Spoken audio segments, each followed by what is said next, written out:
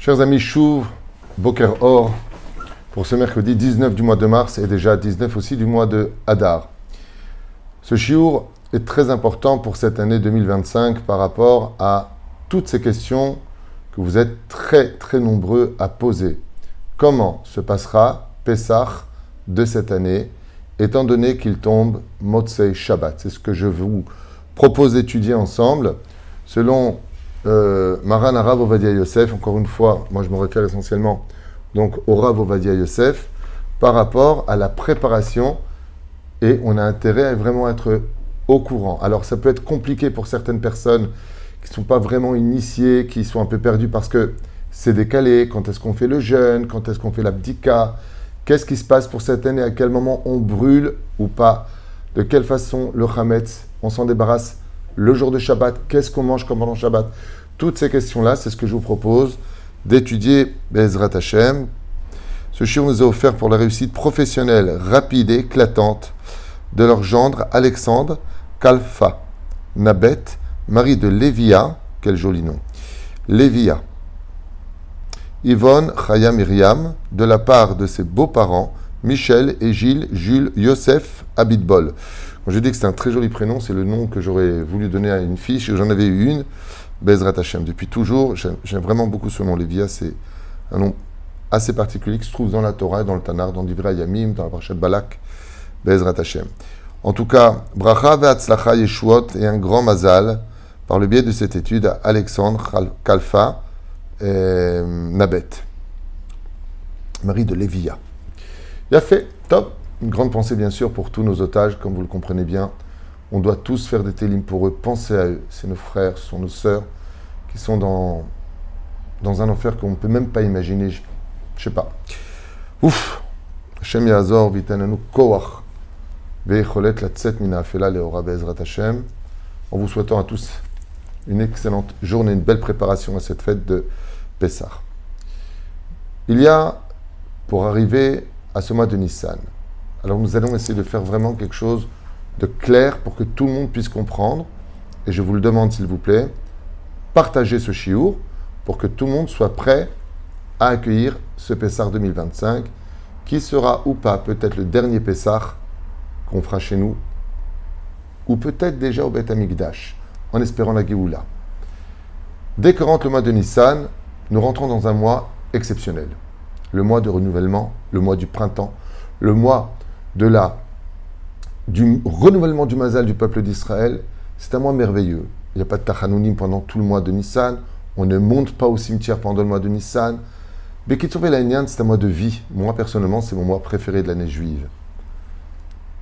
On commence par la Birkat Eilanot. Hommes comme femmes, allons comme de coutume, dès que rentre le mois de Nissan, faire la bénédiction devant deux arbres fruitiers, dont les fruits ne sont pas encore sortis, mais dont les bourgeons et les fleurs apparaissent. Comme vous le savez, comme tous les ans, hommes comme femmes allons prononcer la bénédiction.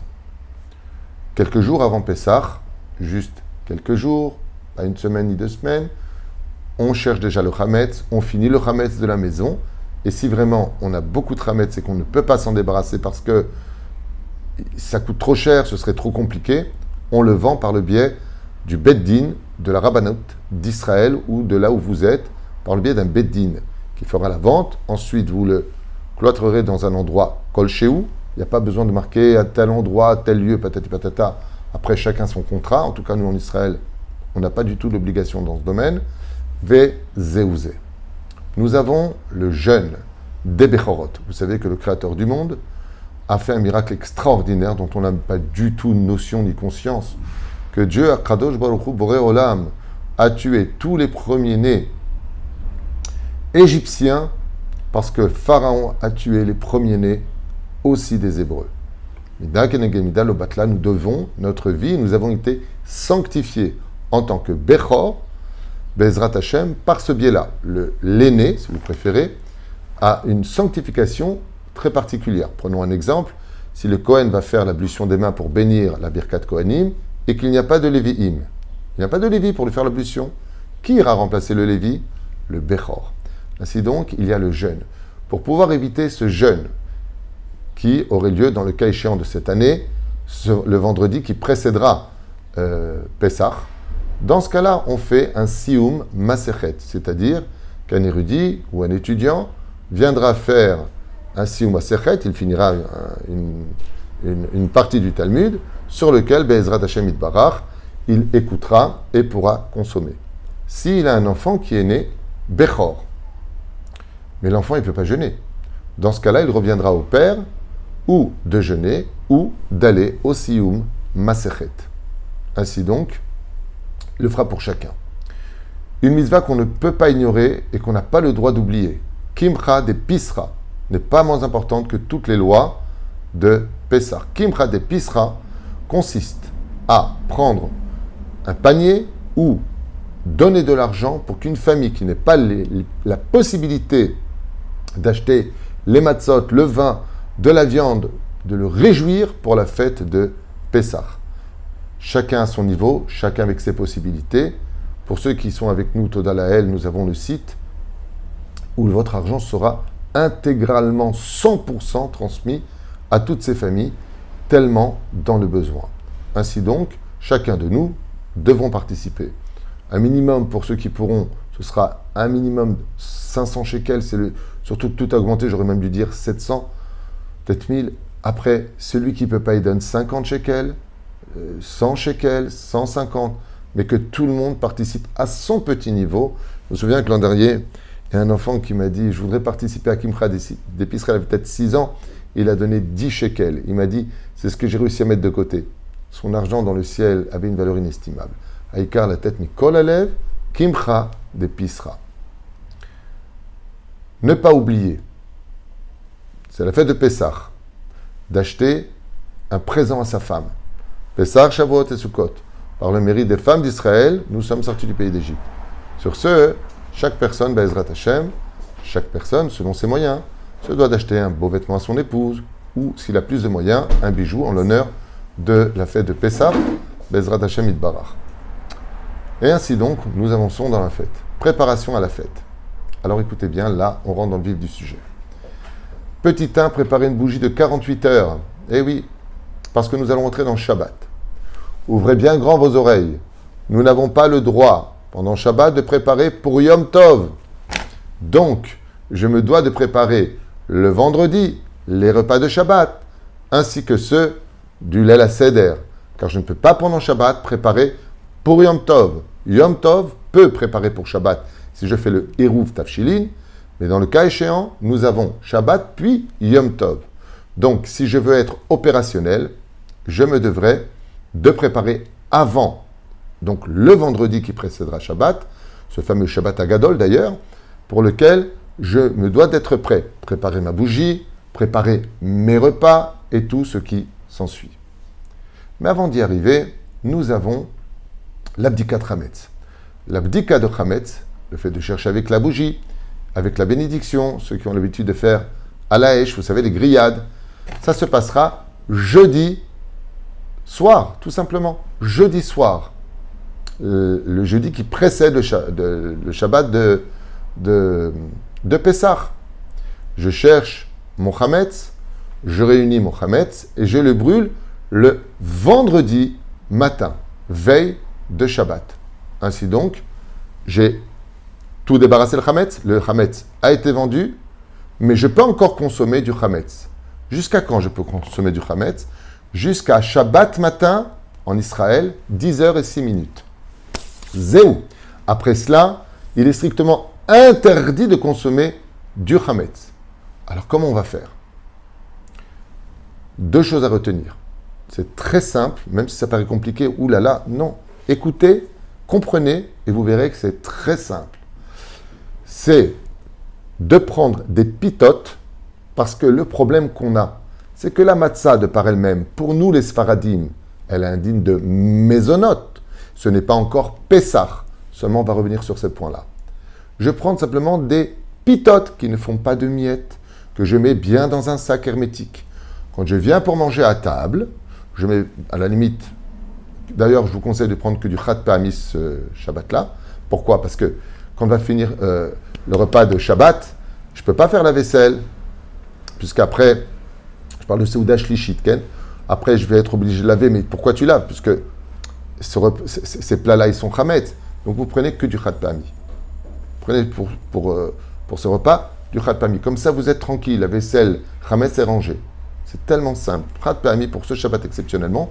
Du beau chat pami, pas de choses. C'est Shabbat. Il faut honorer le Shabbat. Mais j'ai vendu le chametz, j'ai vendu le chametz qui est sur les assiettes. Il est mis de côté. On prend du chat pami, c'est-à-dire du jetable de qualité pour ce Shabbat exceptionnel. Sinon, dès que j'ai fini, je le mettrai à la poubelle. Maosim. À partir du moment où je suis avec mes pitotes, le vendredi soir, tout est normal. Je fais mon tzilechem, j'ai mangé hamot tzilechem sur les pitotes complètes. Venigmar asipour. Le lendemain matin, par contre, il sera très important d'aller prier tôt. Pourquoi? Pour finir tôt et consommer le deuxième repas avant l'heure finale, soit 10h06 en Israël, sur lequel, une fois que je reviens d'avoir prié au Netzachama, je fais mon deuxième repas, je fais vite mon Birkat Hamazon, j'enlève absolument tout. Donc, les pitotes que je dois acheter doivent correspondre aux besoins, pour ne pas me retrouver avec 3-4 pitotes. En plus, qu'est-ce que j'en fais maintenant? Je ne peux pas le brûler, c'est Shabbat. Mani osé. Alors, où tu le manges, n'achète pas beaucoup, de telle façon à ce que tu sais que tu vas manger par exemple par repas une pita, vous êtes 10, donc 10 pitotes. Pourquoi dépenser plus? Pourquoi vous retrouvez en difficulté? Mais si maintenant il me reste du pain, une personne n'est pas venue et j'ai encore 2 pitotes, comment je fais pour m'en débarrasser? Je le coupe en petits morceaux, et étant donné que maintenant, nous sommes dans une situation où on ne peut plus posséder de chametz avant 10h01, on igmar asipour, on ne peut plus manger le chametz, je le mets dans les toilettes et je tire la chasse. C'est-à-dire, je vais le rendre inconsommable, il va aller dans les égouts, il va aller là où il est, et étant donné qu'on doit s'en débarrasser, ce n'est pas ni bal tashrit, ni un péché de le faire. Pourquoi? Parce qu'il faut absolument que je me débarrasse du chametz. Balirae, balimatse, je ne peux pas l'avoir chez moi, ce chametz. Donc, si malheureusement je n'ai pas été vigilant et j'ai acheté trop de chametz, je dois m'en débarrasser. Be'ezrat Hashem, il y a l'heure de ne plus consommer, il y a l'heure, vers 11h, de ne plus donc le brûler. Donc, qu'est-ce que je fais? Je m'en débarrasse, je jette absolument tout. Nigmar, asipour, je n'ai plus rien dans ma possession par rapport à cela. Be'ezrat Hashem, le chametz même qui est sur la nappe, je le mets aux toilettes, parce que je peux pas le mettre à la poubelle, c'est aussi Israël, donc c'est un problème tout ça. Mais si c'est de la pita, il n'y a pas de problème, tu manges ta pita, nigmar asipour. Tu vas vite te brosser les dents, tu enlèves le chametz qui est sur toi, et avant 10h01 en Israël, je ne sais pas exactement à quelle heure c'est en France ou ailleurs, mais voilà le processus. Seulement il y a des gens qui... donc on va poser la question aussi pour, excusez-moi, pour Seudah Shlichit. Maintenant, Seudah Shlichit, comment je fais? Seudah Shlichit, tu vas prier Mincha Gdola, et ça c'est très important de le retenir. Il faut faire la prière de Mincha Tôt, Gdola, vers 1h30. Pourquoi? Eh bien parce que tu dois arriver avec de l'appétit pour manger le repas de Pessah. Donc si tu fais ton repas Shlichit trop tard, le résultat va être que tu vas manger et que tu n'auras pas faim pour consommer les kazetotes de Pessah. Donc tu fais Mincha pour cette année tout simplement plus tôt. Après quoi, avec l'aide d'Hachem, tu fais ton repas. Et là, qu'est-ce qu'on fait comme repas? Alors, la réponse que je vais vous donner correspondra pour celui qui ne veut même pas rentrer de Pitot Shabbat. C'est-à-dire pour lui, à partir de vendredi, c'est Kasher les Pessah, super Kasher, il ne veut absolument pas de Pitot, ce qui n'est pas conseillé, hein, mais c'est ce qui se passera en général dans les hôtels. Celui qui a pris l'hôtel, qui va à Pessah, après bien sûr avoir bien vérifié que le Mashgiach est un homme Yereshamé, mais sérieux, que ce qu'il va consommer, c'est vraiment... Donc il faut parler avec le Mashgiach avant d'aller dans les hôtels de vos choix, à moins que ce soit organisé avec le Mashgiach qui donc appartient au groupe. Je ne parle pas de ça. En tout cas, pour celui qui se retrouverait pour X raison à l'hôtel, bien vérifier ce qu'ils vont lui donner. Les hôtels, ils ne vont pas mettre des pitotes. Eux, ils n'ont rien à faire de tout ça. C'est commercial pour eux, et ils ont raison. Il y a le Mashgiach, c'est beaucoup de monde. Donc, ils vont donner des pitotes. On n'a pas le droit de consommer ces pitotes. Parce qu'on va avoir le goût de la pita, de la pita. On n'a pas le droit de consommer, c'est les matzot. Parce qu'on n'a pas le droit de goûter la veille de Pessah de la matzah. Alors, comment je fais? 2 choses à retenir. 2 choses. Écoutez bien, c'est simple. Il faut simplement écouter. Si vous n'avez pas compris, réécoutez. Réécoutez ce cours jusqu'à le comprendre. Comment puis-je faire le motzi lechem sur de la matzah alors qu'on n'est pas encore dans Pessah et qu'on est la veille de Pessah, ce qui est interdit. Alors comment on fait? C'est pas compliqué, il y a deux conditions.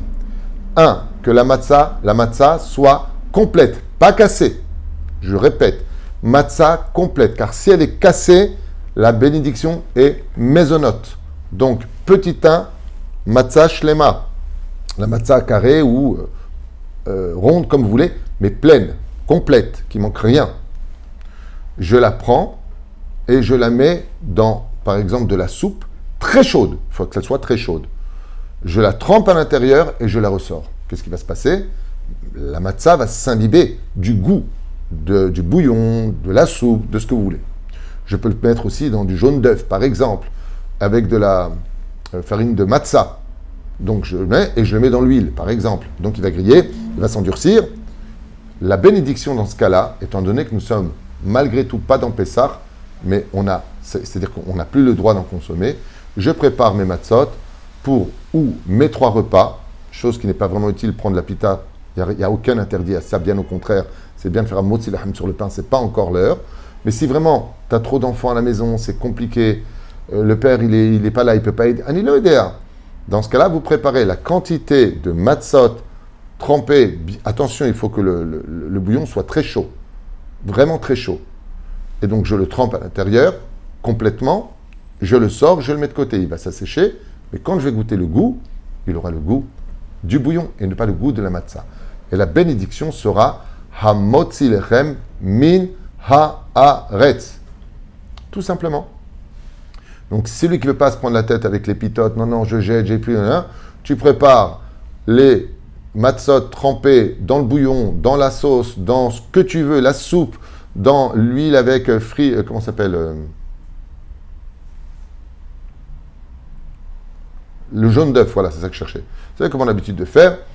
Dans ce cas-là, si c'est ce que tu veux faire, l'idugma, tu feras ta bénédiction, si elle est complète, à Motzi lechem min haaretz. Ainsi donc, vous avez résolu le problème. On ne met pas la table, on ne prépare pas du Shabbat pour le Yom Tov. On attend la sortie des étoiles. Celui qui a l'habitude de faire Baruch Hashem comme Rabbeinu Tam attend Rabbeinu Tam.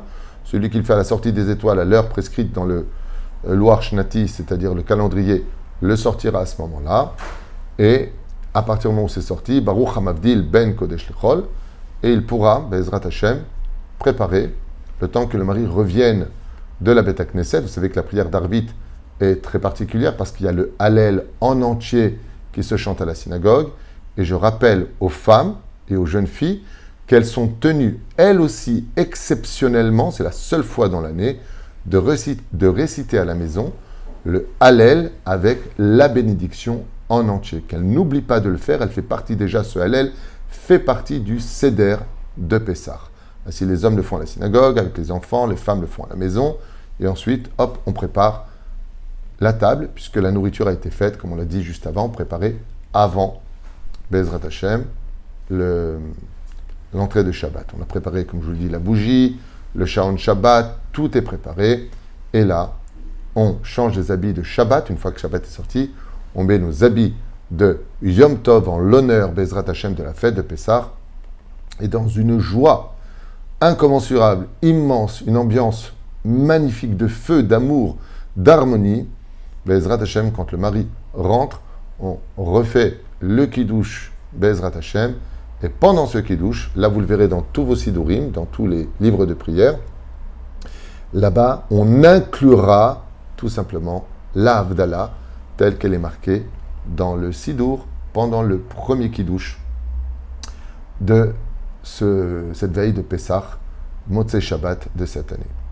Voilà, c'est un récapitulatif général. Je pense qu'on a fait et qu'on a expliqué grandement les choses. Donc n'oubliez pas, l'Abdikat Hametz se passera le jeudi soir. Ensuite, nous aurons donc, je vais quand même vous dire les dates pour ceux qui ne savent pas, dans le cas où il y aurait des doutes. Donc juste un tout petit instant. Voilà, nous arrivons.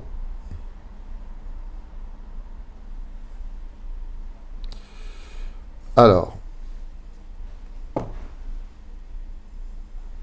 le jeûne, comme on l'a dit, donc ce sera le jeudi 10 du mois d'avril.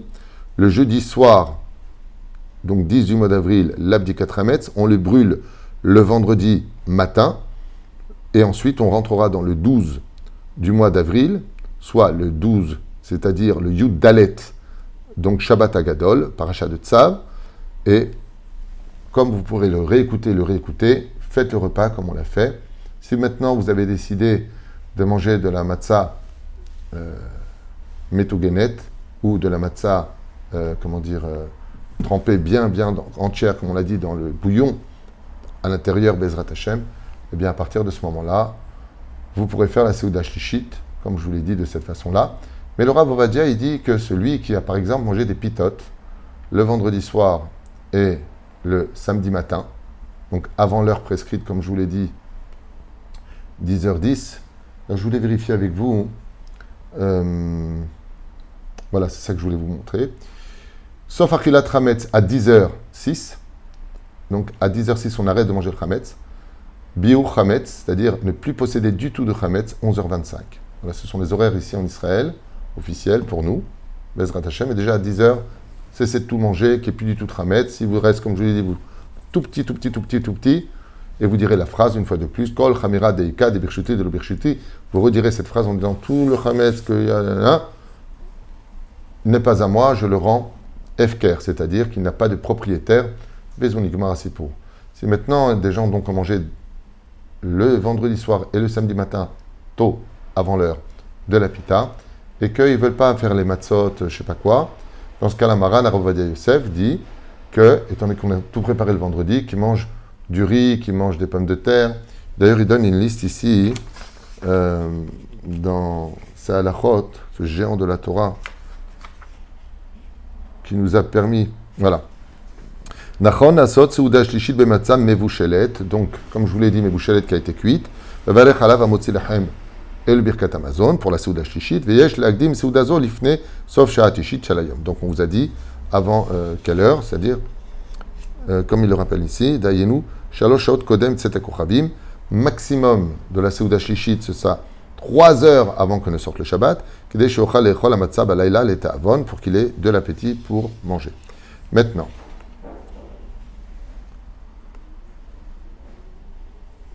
alors ça c'est ce qu'on a déjà expliqué. Alors il dit comme ça que celui qui ne veut pas donc manger de la matzah pour Seuda Shlishit, et c'est trop compliqué par rapport au nombre d'enfants, le nombre de personnes, Mishen lo matzah mevushelet velo matzah ashira. Celui qui n'a pas de matzah à l'orange, de matzah au vin, qu'on appelle la matzah ashira, il pourrait faire par exemple dessus boré min mezonot, c'est ce qu'il va manger pour Seuda Shlishit. Il y a ces Seuda Shlishit, mais bassar, vedagim, il pourra manger par exemple sa Seuda Shlishit, alors sur de la viande, sur du poisson, sur du orez, du riz, sur des fruits, Bezrat Hashem, et ce même un peu plus tard dans le cas où il a omis de faire la Seuda Shlishit. Si vous écoutez ce cours attentivement, vous avez des réponses à toutes les possibilités, selon le monde Sfarad, de préparer ce merveilleux Seder de Pessah en toute tranquillité. Il n'y a pas de problème de manger, surtout si vous êtes chez vous, n'hésitez pas de consommer de la pita, ça fait vraiment pas de miettes. Vous nettoyez même s'il y a un peu de farine dessus avant de rentrer chez vous, juste que ce soit les pitotes, bien comme il faut, Vénikmar Asipour, Seuda, Shnia, avant 10h, vous avez tout fini.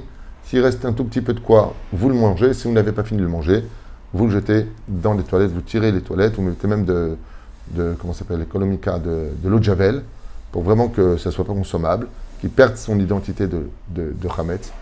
Et vous aurez passé, Bezrat Hashem, un merveilleux, j'espère en tout cas pour chacun de vous, dans une ambiance en l'honneur de Dieu, de raconter la Haggadah de Pessah, de vivre un beau moment, d'être en famille. Et Bezrat Hashem, celui qui a compris le cours, celui qui a compris comment on devait opérer, c'est un Pessah un peu régulier, certes, mais c'est vrai qu'il est aussi un peu singulier parce qu'il est Motzei Shabbat. Voilà. Bracha v'atzlacha à chacun de vous, Geoula Shlema. Merci donc aussi d'avoir pris ce shiur. Et comme il a été donc offert pour Alexandre Kalfanabet, mari de Lévia Yvonne Chaya Myriam, de la part des parents, Kol HaKavod, Michel et Jules Yosef Abitbol. Koltour, Veleitraot, et s'il vous plaît, j'insiste peut-être encore lourdement, partagez et réécoutez ce cours afin de pouvoir être tranquille et savoir exactement comment opérer. N'oubliez pas d'aller écouter le Siyum Masechet.